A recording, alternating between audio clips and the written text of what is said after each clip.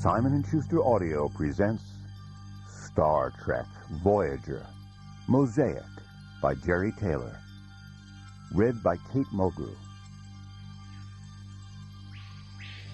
For a few magical moments, Captain Catherine Janeway felt as if she were back home in Indiana. The air was warm and slightly humid. There was a scent of something that was almost like newly mown grass, and a gentle insect hum lulled the senses. She could almost forget that she was on an unknown, unnamed planet in the Delta Quadrant. She glanced around at the away teams. Chakotay, the darkly handsome first officer, led a group of young ensigns who were clearly enjoying their first time on land in over a month. Half a kilometer away, near the mouth of the valley, her Vulcan security officer, Tuvok, led a second contingent that had been assigned the task of collecting foodstuffs deemed safe.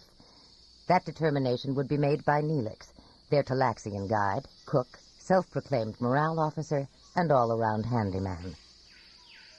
Janeway fell back onto a mound of soft, pillow-like plants and closed her eyes, as if she were lying on a mound of hay.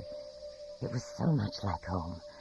For just these few minutes, she would lie here and imagine that she was back on Earth, had managed to get Voyager home, had seen her crew welcomed as heroes and returned to the loving arms of their families and friends. Then she had transported home to visit her own family, and Mark. It had taken over a year before Mark wasn't forever creeping into her thoughts, before she stopped hearing his voice, remembering his laughter. She had put away his pictures because they only helped to keep the wound open. After more than a year, he would have written her off as dead and moved on with his life, and she must do the same. So this daydream would not be about Mark. It was only about home and her family. She wasn't sure how long she'd been lying there, drifting and dreaming, when she sensed that something was wrong. The fragrant, grassy aroma had altered somehow. It had an edge to it. Ozone. An electrical burning. Janeway opened her eyes and sat up, saw that both teams were aware of something, were scanning with an increased urgency, and that was the only warning they got. Suddenly, a green arcing light pierced the air, and the ozone smell became acrid. Janeway's nostrils began to sting. Chakotay and his group of young ensigns were already on the move, heading toward her, when 3 or 4 more bolts of green sliced through the sky. Ah! Janeway heard herself cry out as pain slashed through her body. Were they under attack? She hit her comm badge. Janeway to Voyager. We need emergency transport. But the electrical disturbance was interfering with the communication system. She heard a scream and saw someone fall to the ground. The hot wind began to gust violently. Ahead of her, she saw Tuvok and his group already on the run. She began scanning again and discovered a possible shelter. In the mountains that ringed the valley were a series of caves. Chakotay and his group came stumbling toward her, gasping, struggling against the wind. Janeway pointed toward the mountains. Chakotay nodded and began herding his young charges to follow Janeway.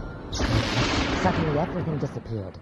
Janeway saw only a field of black punctuated by jagged green flashes.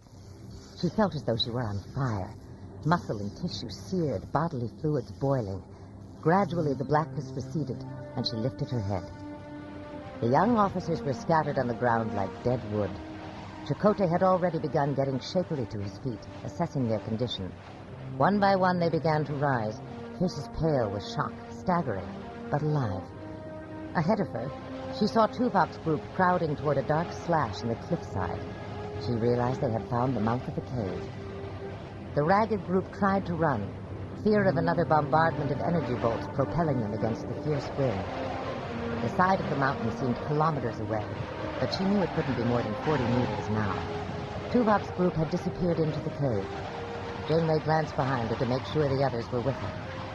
The ozone smell began to build again, and Janeway realized it was the harbinger of another attack. And then she was there, Tuvok's arm steadying her, his firm grip infusing her with strength. She turned and waited as the young people lurched toward the cave opening and tumbled in. Only when they had all entered did Janeway, Tuvok, and Chakotay turn to follow them. The crackle of an energy buildup pulsed through the air. The eruption of a massive charge of bolts created a percussive wave that pushed them through the entrance, and they fell headlong into the cool darkness of the cave. Tuvok and Chakotay began counting their people. making sure everyone had made it to safety. She noted a worried furrow on Chakotay's forehead, slightly distorting the distinctive tattoo he wore on his temple. What is it? Who isn't with us? Jaren. Janeway immediately started forward. Jaren was a young Bajoran who had kept a lot of anger stuffed inside, and she had been working with him during the voyage so he would feel more like a member of the crew. She felt Chakotay's strong grip on her arm, pulling her back. I'll get him, Captain. Commander, you're to stay with your team. Tuvok, too. That's an order. Taking one last gulp of good air, she hurled herself from the cave and into the raging plasma storm. Instantly, her lungs were burning. Her legs turned mushy, and she felt herself stagger. Jaren was only 10 meters ahead. As she reached him, he pushed himself upright. Then, bracing each other, they started toward the mouth of the cave. The cave opening yawned ahead, not 15 meters away. But Jaren stumbled, and they both went crashing to the ground. She smelled the unmistakable odor of an ozone surge. She threw her body on top of the young Bajorans to shield him from the worst of the blasts. It was the most ferocious attack yet, filling the air with snapping, arcing green bolts. The fiery pain seared her from the inside out. She couldn't even hear her own scream. And then, her father lifted her up. She felt his strong arms grip her, pulling her across the ground. She smiled and relaxed into the journey, gliding across the terrain as though she were skimming on a cushion of air like a hovercraft. The air had cleared and was sweet and cool. The pain was dissipating. She looked up again, wanting to see her father. Chakotay was staring at her, his face just inches from hers. He turned to the others. She's all right. She was in the cave again, Jaren at her side. Tuvok and Chakotay had rescued her and Jaren. Chakotay's strong arms had saved her, not her father's. She took a deep breath and leaned back against the wall of the cave. Death had been cheated once more. Everyone was safe.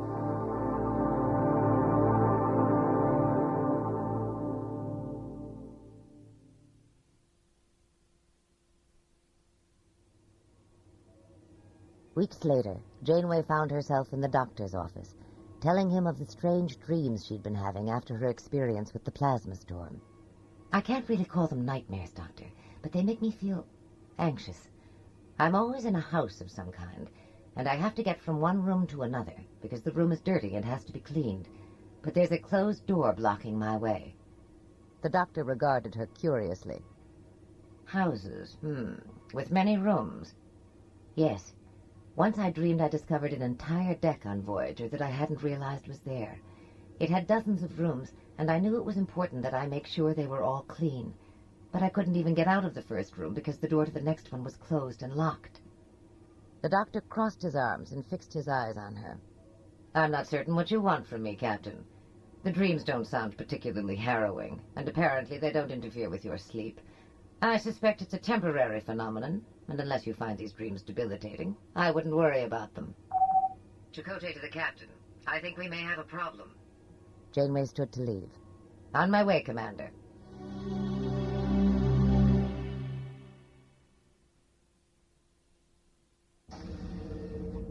When she entered the bridge from the turbolift, the faces of the bridge crew looked grim. Immediately, Chakotay reported, We've been hailed by a Quaison ship. He said he was Maj Dut of the Vistic, but didn't give any clue as to what he wanted. He was none too friendly, and insisted we wait for them to intercept us. Janeway felt a twinge of foreboding. Any encounter with the Quaison was potentially dangerous. They had never interacted with the Vistic sect, but Janeway had heard of them. Like all Quaison, they were warlike and volatile, and any encounter could prove hazardous. She turned to Tom Paris, the young, sandy-haired lieutenant who was, as he had promised on their first meeting, the best damn pilot she could find.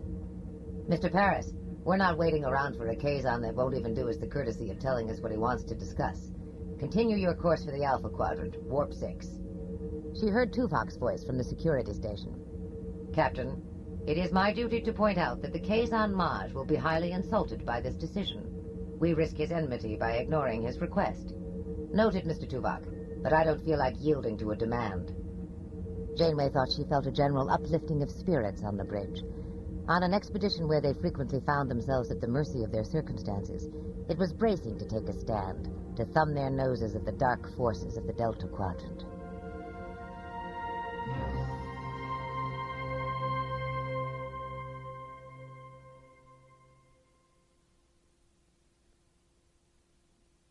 The heart of the system was a K7 class yellow dwarf star. They detected the fourth planet at 900 hours. It had an oxygen-nitrogen atmosphere with abundant flora, which meant the possibility of food was temptingly high. Captain Janeway was pleased with this particular discovery, for they hadn't collected any food supplies after the plasma storm on the last planet. There was no indication of a population, although Janeway noted that some formations had a curious symmetry that might warrant investigation. Cautious after their previous experience, she ordered an exhaustive series of sensor sweeps. Only after she was satisfied did she order the away team to the transporter room. Tuvok was to take one group only and make an on-site inspection before calling for additional crew. His team included Harry Kim, Neelix, Kess, and 20 Maquis and Starfleet crew. Down on the planet's surface, Tuvok's first order of business would be to investigate the suspiciously symmetrical formations. They beamed down within a kilometer southeast of the formations. The landscape of the planet was not so Earth-like as the prior planet had been. The terrain was shot with volcanic rock, and the soil was slimy, with a greenish cast to it. Quietly, cautiously, the team climbed a ridge that separated them from the location of the formations. Tuvok gestured to the others to stay down, and he slowly crept forward, lifting his head to peer through thick underbrush at the formation before him. A mound of stone rubble stretched for nearly half a kilometer in either direction. There was a vague order to the rubble, but it was difficult to discern a pattern. One feature identified the mass of stone and brush as having at some time been subject to intelligent hands. A brilliant cobalt blue spire rose from the center of the mound. Nothing gave off any suspicious readings. There was no sign of life. Tuvok motioned for the team to move forward. Harry Kim, in particular, seemed fascinated by this possible archaeological find, and after he disappeared around a large boulder, it was his cry of discovery Tuvok heard. When the others caught up to him, they gasped at the sight. An arrangement of delicate skeletons, which at first glance appeared to be of winged humanoids, was spread in a deep circular indentation in the ground. The wing bones, when extended, would have stretched 2 meters or more. These beings would have had the capacity to soar high into the air above the surface of this planet. Tuvok scanned one of the skeletons. The cranium of this being suggests a large brain. In all likelihood, they were intelligent. Kim's brow was furrowed in concentration. The grouping indicates a death ritual, doesn't it? Tuvok nodded. Indeed. There are a number of inferences to be drawn from what we see here. This may be a family group, or it may represent the victims of a particular disaster. Plague, perhaps. Without further information, it would be impossible to make a clear determination. Kess, who as always was curious about everything, added, "There doesn't seem to be any artifacts buried with them." Neelix interrupted them. "Look at that, Mr. Vulcan."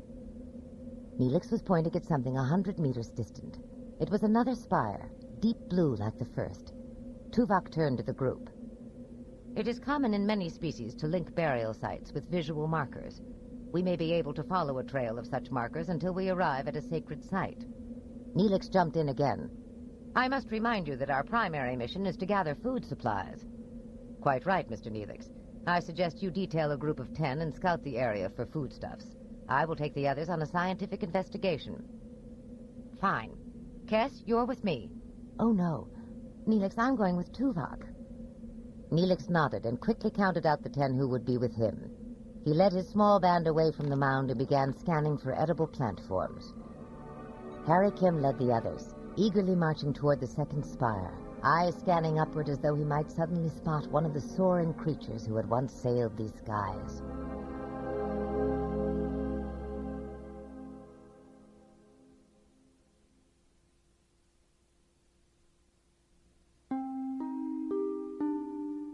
Janeway was in her ready room, relaxing with vegetable bouillon while reviewing personnel reports.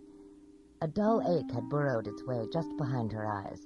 She hadn't slept well last night, having revisited the house with many rooms and finding, inevitably, the closed door. Suddenly, there was Tom Paris's startled voice over the comm. "Bridge to Captain. We have a rapidly approaching..." There was a horrendous explosion. Sparks flew from her monitor. She made her way to the door even as the ship shuddered and jolted, threatening to throw her off balance. The doors flew open at her approach, and she stumbled onto the bridge. "Chakotay, report." A Quaison vessel, Captain. It stayed in high warp until the last second, then dropped out and attacked. Tom Paris' hands flew over his controls. Taking evasive action, Captain, but we've taken damage to the impulse engines. Lieutenant Rollins, who was filling in for Tuvok at Tactical, reported, "Shields at 57%, hull breaches on decks 4 and 15. Janeway swung into action. "Prepare to return fire. Ready forward phaser bags. Fire at will, Mr. Rollins." In spite of Paris maneuvers, the Quaison ship was still with them. 2 consoles exploded and several more went dead. Chakotay was calm and suggested retreat. "Captain, we can't hold out. We'd better try to get out of here." Janeway hesitated briefly. The away team was still on the planet. She didn't want to abandon them. "Janeway to Tuvok." There was no reply. Rollins reported again. "The long-range comm system is down, Captain." After another bone-jarring jolt, Janeway wasted no more time. "Mr. Paris, set a course for that planetary nebula we passed. Then put us into rapid high warp. Let's see if we can't catch them napping." Janeway noticed that Paris smiled slightly. There was nothing he enjoyed more than using his piloting skills to outfox an enemy. The sudden leap to warp did indeed catch the Quaison by surprise. Voyager was able to enter the planetary nebula. Its clumps of star matter millions of kilometers across offered a perfect hiding place. Janeway's plan was to make repairs, regain strength, and then get back to the planet as soon as possible. She was amused when Chakotay ordered her to her quarters, although it was imperative for all of them to rest while they could. Back in her quarters, Janeway couldn't sleep. She tried going through all the exercises and procedures she had developed over the years for bouts of insomnia, but in spite of her efforts to quiet her mind, one thought came crowding back. Her away team was stranded. She had to get them back. It was the second time in as many months that she had faced this problem, and the 50th since they'd been flung to the Delta Quadrant. Her life since then had been a series of challenges and crises. She'd been tested time and again, pushed to the limits she wasn't sure she could withstand, and then pushed further. She was tired of challenges. There was a time when they energized her, but now they threatened to overwhelm her. She wanted to feel safe again, secure and protected, knowing someone else was watching out for things. Young Catherine raced through the herb fields in Indiana, heart pounding and lungs burning. How could she have lost track of the time? She had only minutes to get ready and meet the tennis team at the transport site. She'd come to the fields early this morning because she was determined to understand the derivation of the distance formula. She was convinced that if she did, Daddy would be so proud of her that he'd spend more time at home, more time with her, the way he used to when she was little. She didn't know what had happened lately. He used to transport to Starfleet headquarters once or twice a week, but about a year ago, he began to transport to San Francisco almost every day. Occasionally, she heard him talking with Mommy, and she heard him mention a species called Cardassians. He began staying in San Francisco for days at a time, then weeks at a time. She desperately wanted to show him she could derive the distance formula, and watch his face light up as he realized what she'd been able to do, but she still needed more time to figure it out. She burst onto the patio of her house, right by a startled Mom and Sister Phoebe. In her room, she glanced in the mirror and saw that she looked frazzled and unkempt. There was no time to do anything with her hair. Habit made her reach for the cylinder of sun protector. She tapped the lever that opened the dispenser at the top of the cylinder. Something long and serpentine leapt out. Her stomach knotted as she stumbled backward.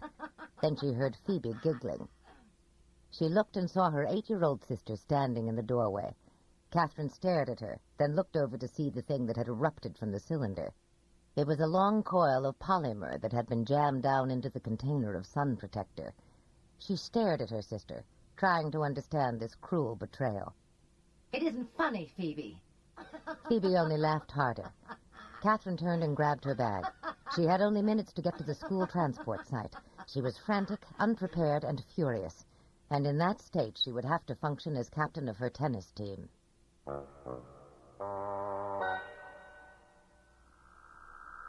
Catherine and her team materialized on the transport pad of the Academy Institute's athletic department. Catherine had wanted to attend the institute. Each state had such a school geared for a pre-Starfleet Academy curriculum. She could easily have qualified, but her mother and father had instead chosen the Meadows for her and Phoebe.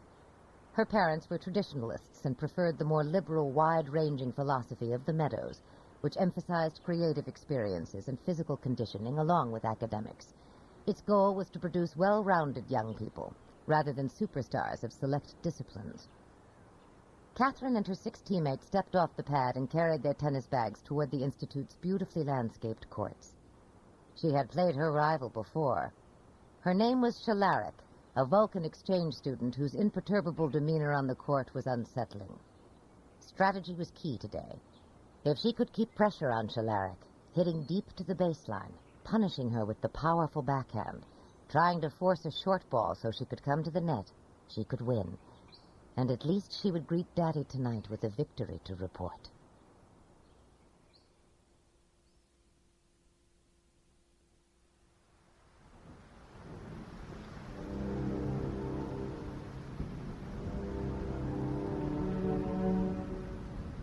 Four hours later, she was crawling through a muddy field, sobbing uncontrollably. It had been humiliating. From the beginning of her match, nothing had gone right. She was unfocused and erratic. The Vulcan broke her serve immediately, and then just kept winning.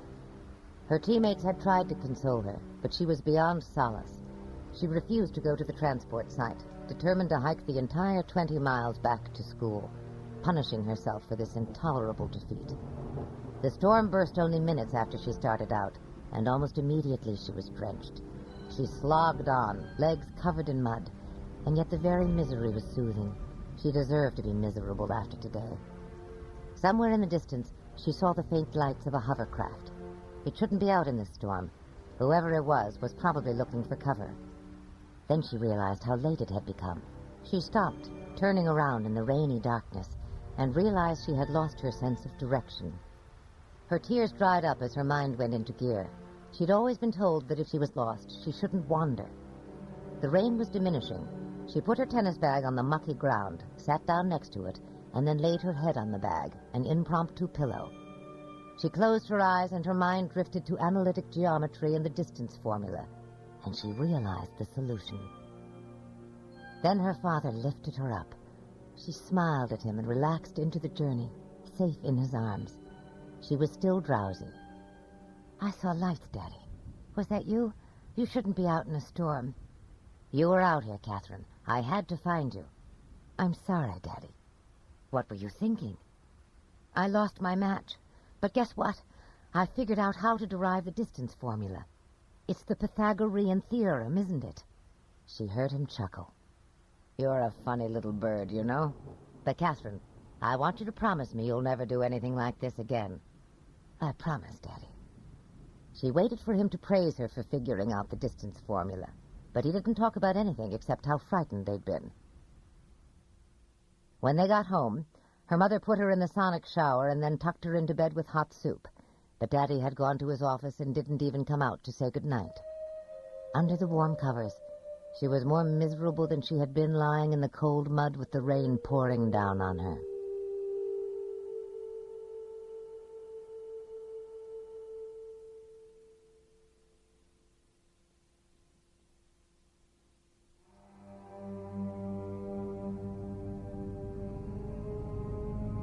In a small laboratory on the Quaison ship, the captive lay on the table, eyes gradually losing a struggle to stay open as the narcotic had the inevitable effect on its system. It had proven necessary to keep the prisoner under almost constant sedation, a situation Trachis, a trained physician, regretted. He was uncertain as to the ultimate effect of such high levels of drugs on this alien being. However, the captive had demonstrated an alarming unwillingness to cooperate with Trachis' examinations. He was startled as the door to the ship's laboratory opened, and a Quaison named Nimet entered, swaggering slightly, adopting an air of lofty condescension. Nimet was his control. He had been assigned to Trachis soon after the physician had been abducted from the Trave outpost on Slingsand and brought to the Quaison ship. "Well, Trachis, Maj Dut is waiting for your report." Trachis turned to look disdainfully at Nimet. "The Maj will have to wait.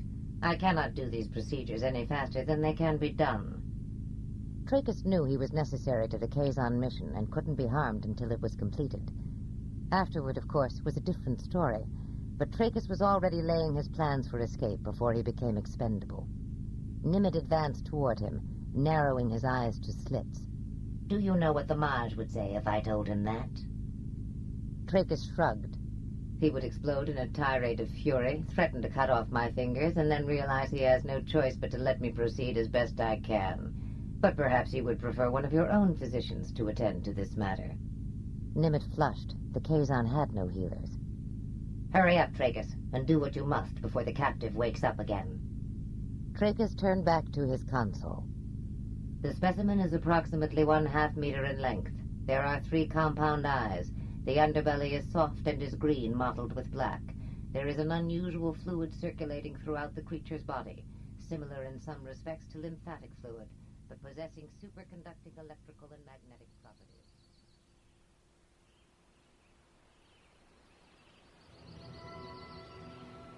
Harry Kim was fascinated. For the past 2 hours, the trail of burial markers had led the group from one site to another, each one larger and more elaborate than the one before. The arrangements of the flight creature's delicate skeletons became more complex as they went. Tuvok, he knew, was more concerned with re-establishing contact with Voyager than with conjecturing about an archaeological site. So Harry began to search for the next blue spire, the marker for the next site. He couldn't find it. Perplexed, he turned toward Tuvok. "I don't get it, sir. It doesn't seem like this should be the end of the line." "Agreed, Ensign. It may be that the location of the final site is hidden, protected in some way in order to provide a defense against defiling or looting." Harry looked around. He knew there must be more. The trail had been so clear, so explicit. Then he considered that these beings were capable of flight. The markers of the final location might be visible only from the air. "I've got it, sir. There must be a pattern that can be seen from the air, not the ground. I'm going to enter the coordinates of every marker we've encountered. The tricorder will be able to extrapolate an aerial view." Tuvok understood immediately. "Proceed with that hypothesis, Ensign." Excited, Harry plunged into the overgrown thatch of the vegetation that surrounded them.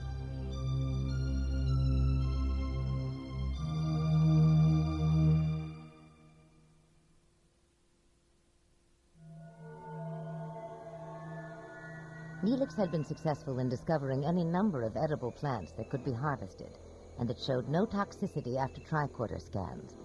The group of 10 had seemingly gotten over their initial disappointment in not going with the archaeological group, and were collecting the foodstuffs earnestly. While Neelix was scanning the fruit grove aimlessly, the tricorder showed a disturbing life sign reading. He hid his comm badge. "Neelix to Tuvok. I'm reading humanoids on the planet. A sizable group no more than 2 kilometers from here, and moving toward us. Perhaps we should return to Voyager to be on the safe side." "That would be the prudent course, Mr. Neelix. But we have lost communication with the ship. Do you have a fix on our location? I believe we should unite our groups." "I have your coordinates, Mr. Vulcan." Tuvok checked his readings again. Now the life signs could be read clearly. They were Quaison. Though Neelix and his group were nearing his location, the Quaison were behind them and moving steadily. It was imperative they find cover. Kim's voice rang through the air. "Lieutenant Tuvok, I found something." Tuvok turned to see Harry standing about 50 meters away, waving at him. Then the young man abruptly disappeared. Tuvok was on the run instantly. As he approached, he realized that a circle of earth had collapsed, but not haphazardly. A series of gentle ramps were before him. Kim called to him. "This is it, Lieutenant. It must be the tomb. We can use it to take cover." "Quite right, Mr. Kim. I'll get the others." Tuvok climbed to the surface once more and hit his comm badge. "Tuvok to all hands. Regroup immediately." At that moment, he saw Neelix and his group emerging from the forest. "This way, Mr. Neelix. We found cover." Tuvok made sure that everyone was safely in the underground cavern, then approached Kim, who was scanning the carved rock wall of the chamber. "There must be a control apparatus down here to close this thing up. There's one on the surface, pressure activated. It was disguised in the stonework." He moved his tricorder systematically over the wall. "Funny, Mr. Tuvok. I can't figure out what these walls are constructed of. It looks like some kind of stone, but I'm getting strong organic readings from it as well." Tuvok took his own readings. "I just hope, whatever it is, Ensign, it's strong. Strong enough to keep the Quaison out." Kim smiled. "Ah, stand back, everybody. I think I've got it." He put his palm on a particular panel in the wall, and the ramps began to lift quietly, fitting perfectly together to form the ceiling, shutting out the sunlight. Rift beacons began to snap on. For the moment, they were safe.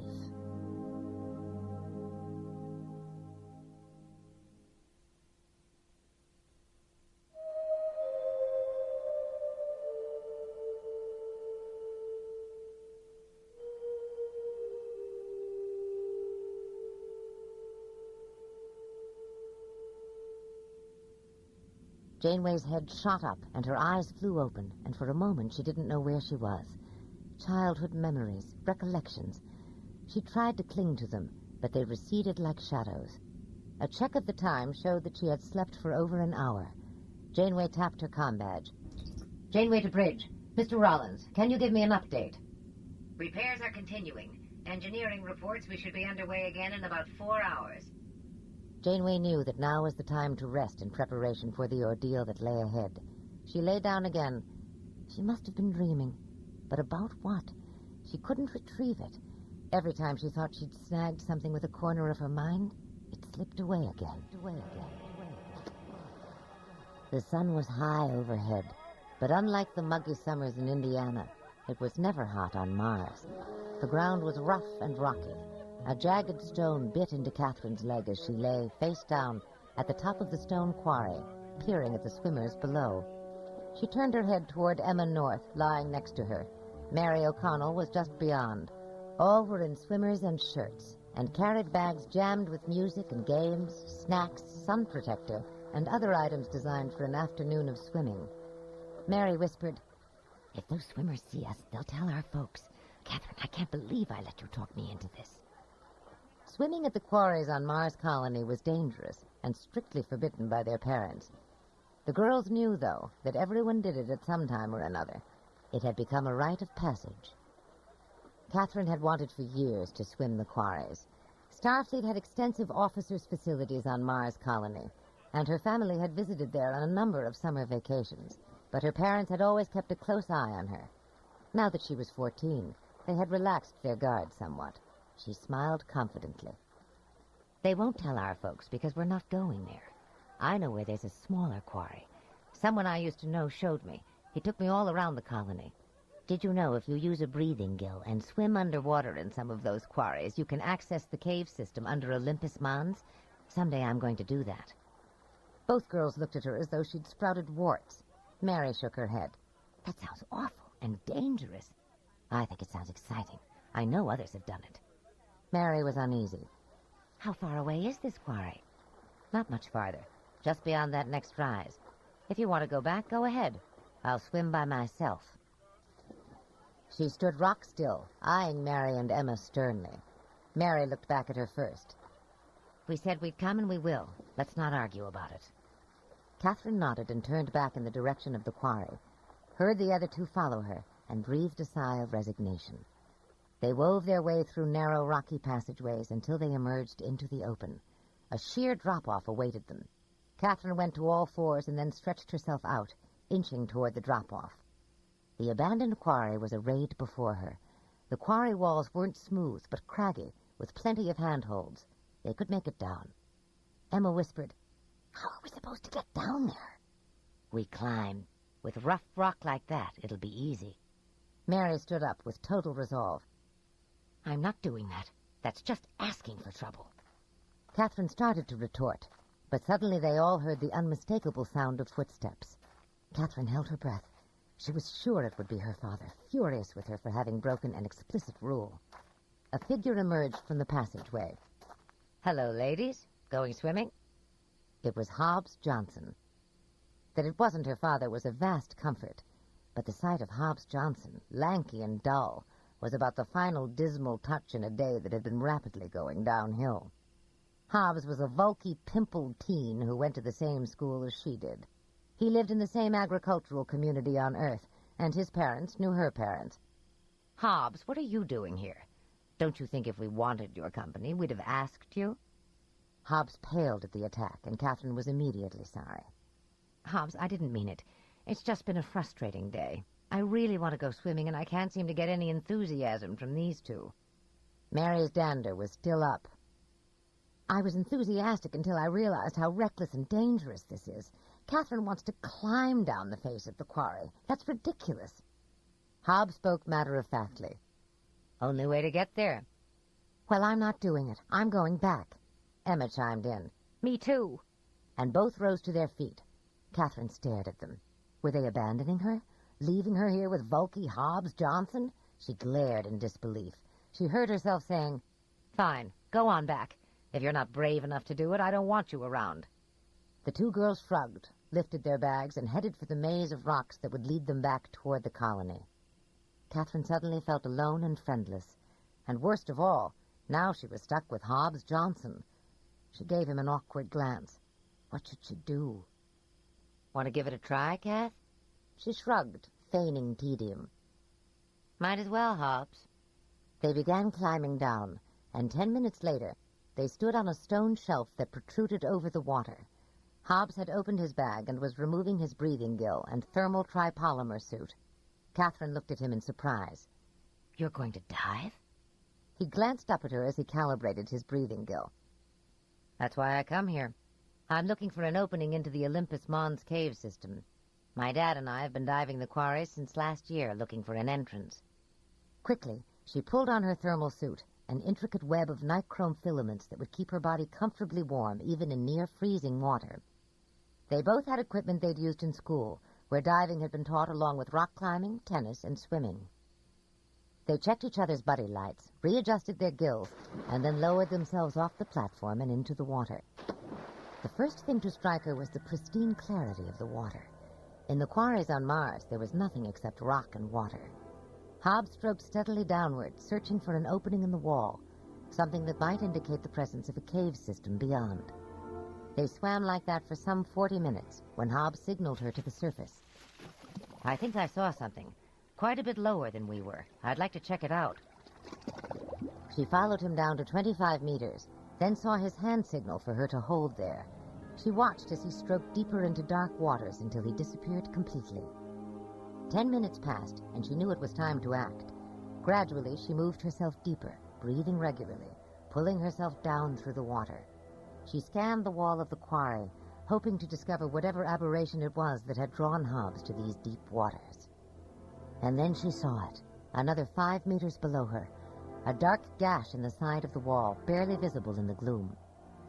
As she got closer, she realized a current was flowing into the opening, perhaps an ingress to an underground river, a network of subterranean caves. As soon as she was on a level with the opening, the current became immeasurably stronger, and she was sucked into the dark hole, out of control. She struggled against the pull and lunged for the wall of the cave mouth. Incredibly, her hands found purchase. She gripped an upward-thrusting shard of rock. But where was Hobbs? Had he been sucked into this channel as well? She gradually turned her head and looked behind her. She saw the two green buddy lights another 5 meters in, glowing dully through the pitch-black water. Hobbs must have also found something to grab onto. She'd have to inch her way back to him. She crept backward centimeters at a time through the darkness and the relentless tug of the icy water. Why wasn't Hobbs doing the same? By the time she reached the two lights, she realized he wasn't on the cave wall, but out toward the center of the channel. He must have found an obstruction to hold to. He was stranded. Clamping her hands around a small rock outcropping, she gradually extended her legs into the center of the channel, guiding them toward the buddy lights. She felt a hand around her ankle, then another, and suddenly the pressure on her was twice as strong because Hobbs' body weight was pulling against her. She let the force of the current help sweep her legs toward the wall, felt his body pulling on her legs, pulling so hard she wasn't sure she could hang on. And then the pressure on her legs was released. She turned around and saw the buddy lights behind her, against the wall. He had managed to find a hold. Slowly, impossibly, she pulled herself toward the mouth of the channel. Finally, her hands found the corner at the mouth. If she could turn the corner, she was out. With her left hand, she felt around the corner and found an indentation, not much, but enough to dig her fingers into. Gripping it as hard as she could, she knifed forward in the water and pushed her body so it twisted out of the opening, staying flat against the wall on the outside. The current was weak there, and she could actually swim along the wall, away from the opening. Hobbs followed. In 10 minutes, they were on the surface, then onto the rocky platform. When they had rested, they climbed the quarry face again. At the top, they looked back down at the water that had so recently tried to destroy them both. Hobbs' eyes sought her face. "You saved my life, Kath. I'll never forget that." She shrugged, embarrassed. "You do the same for me." "Yes, I would." There was something in his voice that made her look sharply at him, but she saw nothing in his face. She felt awkward. "Well, we better get back." "I'd say that's a very good idea." They whirled, and Catherine saw her father standing there. "What were you two thinking? You know the quarries are off limits." Hobbs came to her rescue. "It's my fault, sir. I've been here with my father, and I asked Catherine to come swimming with me." Her father's eyes shifted to her. "Catherine?" "Hobbs is being a gentleman, Dad. I was here with Emma and Mary, and I talked them into it. Hobbs came later." She glanced at Hobbs. "Thanks anyway." Catherine's father held her gaze firmly. "You're grounded for the next week, Catherine, and no holodeck privileges either. Hobbs, I expect you to tell your parents about this. What they decide to do is up to them." Catherine felt tears begin to form and quickly blinked them back. She lifted her chin and looked him right in the eye. "Yes, sir."